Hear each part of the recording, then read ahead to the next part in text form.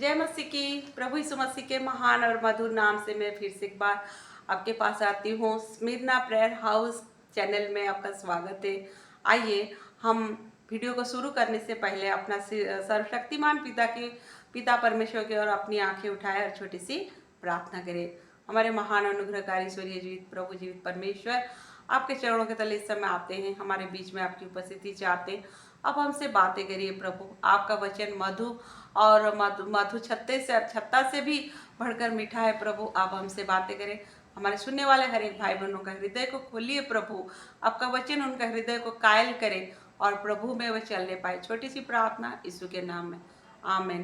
प्यारे भाई और बहनों, मैं आपके लिए एक वचन पढ़ती हूँ। मत्ती रची सुसमाचार उसका 25 अध्याय और 1 वचन। स्वर्ग का राज्य 10 कुंवारियों के समान होगा जो अपनी मशालें लेकर दूल्हे से भेंट करने को निकली। आप तो ये वचन को जानते हैं, चाहे आप विश्वासी हो चाहे आप नामधारी हो, सबको ये बात को सबको ही जानते हैं कि 10 कुंवारी के बात को कौन नहीं जानता है। प्रभु के राज्य में 2 कैटेगरी है, आप ये भी जानिए। 10 कुंवारी तो कुंवारी, ऑल आर बिलीवर्स और आर विर्जिन्स। 10 कुंवारी विर्जिन है, उनका विवाह नहीं हुआ है। 10 कुंवारी है। विश्वासी तो सबको ही विश्वासी है, लेकिन मूर्ख है तो आधा 50% समझदार है और 50% मूर्ख है। प्रभु के राज्य में बकरी और भेड़, प्रभु का झुंड तो झुंड है, लेकिन उसमें बकरी भी है और भेड़ भी है। प्रभु के राज्य में देखिए हमेशा 2 कैटेगरी के लोग पाए जाते हैं। दाऊद के घराना प्रबल होता चला गया, साउल का घराना दुर्बल होता गया। अबशालोम दाऊद के विरुद्ध राजद्रोह की गोष्ठी की और दाऊद के विरुद्ध बलवा किया, लेकिन दाऊद से सका नहीं, मतलब प्रबल होने नहीं सका। सोलोमन के समय देखिए, सोलोमन को दाऊद ने इसराइल का राजा जो बनाना था वो प्रभु की ओर से वो निरूपित था। प्रभु चाहता था सुलेमान बने राजा, लेकिन अदोनिया अपनी तरफ से एक पार्टी बनाता है। और सोलोमन की तरफ कितने लोग हैं और अदोनिया की तरफ भी कितने लोग हैं। सोलोमन की तरफ नातान नबी है जो कि यहोवा का भय मानने वाले लोग हैं, और अदोनिया की तरफ भी कितने लोग हैं। याजक भी है, याजक में भी कैटेगरी है, कितने लोग सोलोमन को फॉलो करते हैं तो कितने लोग अदोनिया को भी फॉलो करते हैं। तो प्यारे भाई और बहनों, आप ये मत सोचिए कि हम बिलीवर्स हैं, हम प्रभु के लोग हैं, सब एक है। नहीं, परमेश्वर के राज में विश्वासी तो विश्वासी सब विश्वासी हैं, लेकिन उसमें मूर्ख विश्वासी भी हैं और बुद्धिमान भी है, समझदार है। मूर्ख क्यों कहा गया और बुद्धिमान क्यों कहा गया? मूर्ख इसीलिए कहा गया, देखिए कितना मतलब मूर्ख है, आलसी है। मशाल तो लेते हैं, कुप्पी भी लेते हैं, लेकिन कुप्पियों में तेल नहीं है। और बुद्धिमान मशाल भी लेते हैं, कुप्पी भी लेते हैं, कुप्पी में तेल भी लेते हैं। शायद वो लोग सोचते होंगे, अरे दूल्हा तो आने का टाइम हो गया है और हमको तेल लेने का क्या जरूरत। शायद तेल लिए भी होंगे, थोड़ा सा तेल लिए, तो दूल्हा का कब आएगा दूल्हा, ये बात हमको पता नहीं है। देखिए बाइबल में छोटा छोटा इलस्ट्रेशन, जो एक छोटा बच्चा 8-10 साल का बच्चा भी इजीली उसको कोई समझाए बिना, बगैर समझाए वो पढ़ के भी समझ सकता है। और कितना अच्छा भी लगता है, ऐसा लगता है जब पढ़ते हैं तो हमारा माइंड में उसका चित्र पूरा मेरा माइंड में तो चलता रहता था बचपन में। जैसा कि 5 कुंवारी है, बुद्धिमती है, बुद्धिमान समझदार है, और 5 मूर्ख है, मशाल पकड़े हैं, कुप्पियों में तेल भी लिए हैं। और मूर्ख लोग भी देखिए, यहाँ पर पढ़ देती हूँ मैं आपके लिए। उनमें 5 मूर्ख और 5 समझदार थी। मूर्खों ने अपनी मशालें तो ली, परंतु अपने साथ तेल नहीं लिया। बाइबल टोटली बोल रही है तेल नहीं लिया, लेकिन मूर्खों ने, समझदारों ने कुप्पी भी लिया, मशाल भी लिया, तेल भी लिया है। और उनको ये नहीं कहा गया कि दूल्हा कब आएगा। फिर वचन क्या लिखा है, जब दूल्हे के आने में देर हुई तो वे सब ऊँघने लगी और सो गई।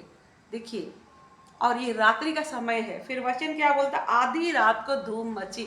इसका मतलब है मिडनाइट, धीरे धीरे रात बढ़ते जाती है, बढ़ते जाती है, बढ़ते जाती है, आधी रात हो जाती है। रात के समय में नेचुरली सबको नींद आता है, कितना भी आप कंट्रोल करें आपको नींद आएगा ही आएगा। सो विश्वासी हो और विश्वासी में मूर्ख विश्वासी चाहे समझदार, सबको ऊँघते हैं। समझदार तो ऊँघते हैं, लेकिन उनको टेंशन नहीं है, भैया हमारे पास तो थोड़ा सा तेल है और हमारा मशाल तो जल रहा है। ये उनका भी मशाल जलता है। ये सोचते हैं अभी दूल्हा आ जाएगा तो हम चले जाएंगे, लेकिन दूल्हा तो कब आएगा तो कहा नहीं गया है ना। अगर दूल्हा आ जाता शायद ये चले भी जाते, क्योंकि इनका मशाल जल रहा है। आज बहुत सारे विश्वासियों का मशाल जल रहा है। हमारा प्रभु यीशु मसीह जानबूझ के लेट कर रहा है, लॉन्ग रन में देख रहा है। सबका स्पिरिचुअल लाइफ स्टार्टिंग में सभोपदेशक में एक वचन लिखा है, किसी काम का आरंभ से उसका अंत उत्तम है। देखिए आप पढ़ लेते हैं सभोपदेशक शायद चैप्टर 9 का वर्स 7 है शायद। मैं देख रही हूँ, थोड़ा रुकिए। सभोपदेशक चैप्टर 9 का 7 यहाँ लिखा है,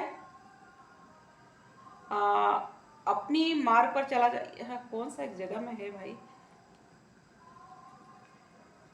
किसी काम के आरंभ से उसका अंत उत्तम है बोल के। हाँ मिल गया, माफ करिए, 7 का 8 सभोपदेशक, किसी काम के आरंभ से उसका अंत उत्तम है और धीरजवंत पुरुष अहंकारी से उत्तम है। सभोपदेशक 7 का 8। आरंभ से अंत उत्तम। आरंभ तो सब कोई अच्छे से करते हैं, लेकिन अंत क्या है? आरंभ में सबका मसाल जल रहा है और सोच रहे हैं अभी दूल्हा तो आ जाएगा तो हम जा सकते हैं। आज बहुत सारे विश्वासी जब उनका स्टार्टिंग सबका अच्छा रहता है, स्टार्टिंग हम सब कोई अच्छा चलते हैं, प्रभु के प्रति जोश दिखाते हैं, पहला प्रेम रहता है, बहुत कुछ करते हैं, लेकिन हमारा प्रभु यीशु मसीह को हमें परखना है, इसीलिए वो जानबूझ के लेट करता है, जान देखना चाहता है ये आदमी का ट्रू कलर क्या है, विश्वासी का ट्रू कलर क्या है, लॉन्ग रन में ये कितना दूर तक मेरे पीछे चलेगा। और देखा जाए तो लेट प्रभु ने किया, आधी रात में सब उनते, आधी रात मतलब संसार में अंधकार, घोर अंधकार का समय। आज जैसे जगत में प्रभु यीशु मसीह के आगमन के समय में दुनिया में बहुत पाप बुराई, विश्वासी को सांस लेना मुश्किल हो जा रहा है और सब कोई ऊँघते हैं, उसमें समझदार भी सो रहे हैं, सब सो रहे हैं। समझदार ये मत सोचिए कि समझदार पूरा जाग के बैठे, नहीं, समझदार सो रहे, मूर्ख भी सो रहे। लेकिन समझदार जब सो रहे हैं तो उनको उतना टेंशन नहीं कि भैया हमारे पास तेल है, लेकिन मूर्खों का आप देखिए, इसीलिए बाइबल उनको मूर्ख ही कहा है।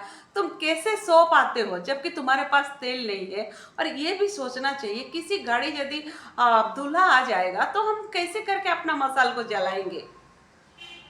जरा सोचने का तो बात है ना।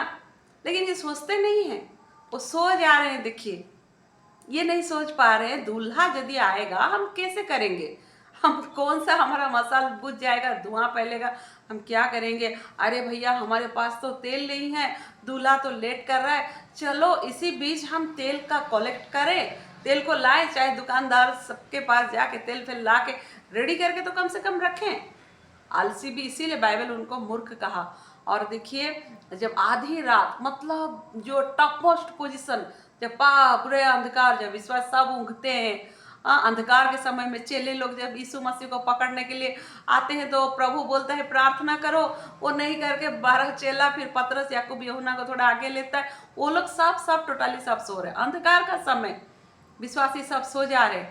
तो अब जब हुल्लड़ मस्ती, देखो दूल्हा आया, उसको तैयार करने में सब निकलो, तो मूर्खों ने समझदारों को कहते हैं तुम्हारा तेल हमको थोड़ा दे दो। देखिए यहाँ एक रिमार्केबल थिंग है, समझदारों ने क्या बोलता है, नहीं तुम्हारा और हमारे लिए नहीं हो सकता। मीन्स वो होली स्पिरिट जो है, जो तेल हमने कलेक्ट किया है, हमारा लाइफ में बड़ी मेहनत से हम कलेक्ट किया है, हम प्रभु के साथ सहभागिता करके, प्रभु के साथ संगति करके, प्रभु के साथ हम एकांत में समय बिता के, हमने अपना आत्मिक जीवन में जो होली स्पिरिट हम कलेक्ट किए हैं, प्रभु का आत्मा को हम शोकित नहीं करके, प्रभु का आज्ञा मान के गिरते उठते हम जो लाए हैं, वो तो हमारे लिए सफिशिएंट नहीं है।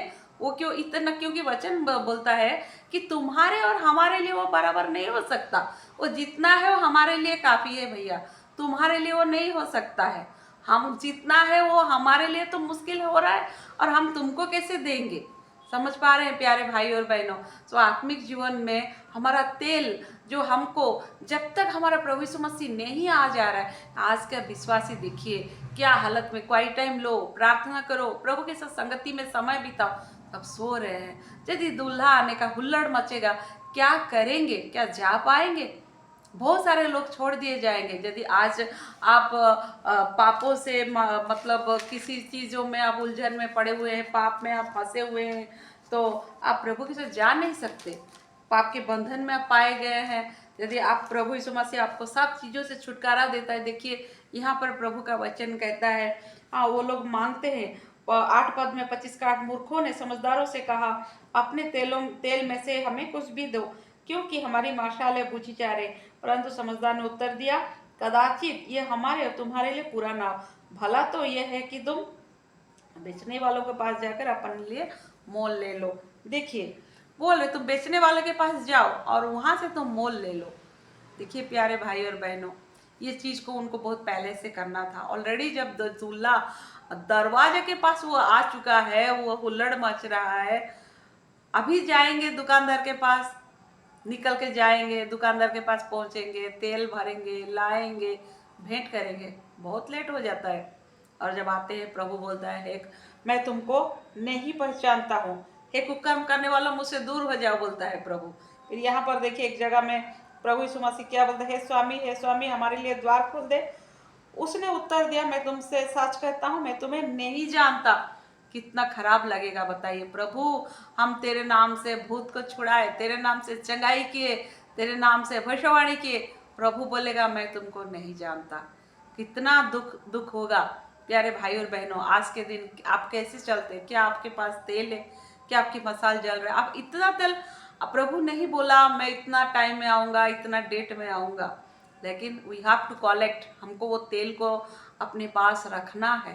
क्या आपका मसाल जल रहा है? आपका पास सफिशिएंट तेल है? क्या वो तेल प्रभु यीशु मसीह का आगमन का समय तक रहेगा? प्रभु यीशु मसीह जब आएगा आपका कुप्पी में तेल रहेगा। और वो तेल आएगा कैसे? जब आप प्रभु के साथ संगति में बिताएंगे, आत्मिक जीवन में जिएंगे। प्रभु का वचन एफिसी 5 का 29 में लिखा है, आत्मा को शोकित ना करो। आज बहुत सारे विश्वासी शोकित करते, जानते भी नहीं हम किस बात में प्रभु को शोकित किए। प्रभु का भविष्यवाणी पुस्तक सब पढ़े, होसेल, जोएल, आमोस, सब में प्रभु को लोग रिस दिलाते हैं। और क्या कहते हैं, हमने किस बात में रिस दिलाया? मैं आपके लिए मलाकी 1 अध्याय का उसका एक वचन मैं पढ़ती हूँ, बहुत अच्छा वचन, मैं उसको बहुत लाइक करती हूँ। और प्रभु क्या बोलता है देखिए, 1 अध्याय का 2 वचन, यहोवा ये कहता है, मैंने तुमसे प्रेम किया, परंतु तुम मुझे पूछते हो, तूने किस बात से हमसे प्रेम किया? यहोवा की यह वाणी है, क्या एसाव याकूब का भाई ना था? तो भी मैं, यहाँ देखिए 6 पद को, पुत्र पिता का और दास स्वामी का आदर करता है। यदि मैं पिता हूं तो मेरा आदर कहाँ है? प्रभु को कोई आदर देने वाला नहीं है। फिर क्या बोलते, यदि मैं स्वामी हूं तो मेरा भय मानना कहाँ है? सेनाओं का यहोवा ये कहता, सेनाओं की यहोवा, तुम याजकों से भी कहा, तुम मेरे नाम का अपमान करते हो। यही बात पूछता है, परंतु पूछते हो हमने किस में तेरे नाम का अपमान किया? ऑलरेडी प्रभु को अपमान करते हैं, दुखी करते हैं, और स्टिल देन उन्होंने क्या बोलते हैं कि हम किस में तेरी अपमान के? बैल अपना मालिक को पहचानता है, गधा भी अपना खाने का जगह को भी पहचानता है, लेकिन इसराइल मुझे नहीं पहचानती है, प्रभु का वचन कहता है। तो प्यारे भाई और बहनों, हम अपना प्रभु को यहाँ पर देखिए, याजकों को प्रभु कहता है, तुमने किस में मेरा अपमान करते हो? हम किस में करते? फिर प्रभु कहता है, तुम जब लंगड़े पशु मुझे देते हो, मैं मुझे बलिदान करते हो, ये सब चीज़ों के द्वारा तुम लोगों ने मुझे क्या, बहुत सारी यहाँ लिखा है। देखिए 10 पद में, भला होता कि तुम में से कोई मंदिर के किवाड़ों को बंद करता कि तुम मेरी वेदी पर व्यर्थ आग जलाने ना पाते। सेना को यहोवा की यह वचन है, मैं तुमसे कदापि प्रसन्न नहीं हूँ और ना तुम्हारे हाथ से भेंट ग्रहण करूँगा। देखिए प्यारे भाई और बहनों, और एक जगह में भी यहाँ लिखा है, बैल अपना मालिक को पहचानता है, गधा भी पहचानता है, लेकिन इसराइल मुझे नहीं पहचानता। इसराइल नहीं पहचानता। यदि आप ऐसे प्रभु को पीठ दिखाएंगे, प्रभु को दुख देंगे, तो क्या प्रभु आपको पहचानेगा?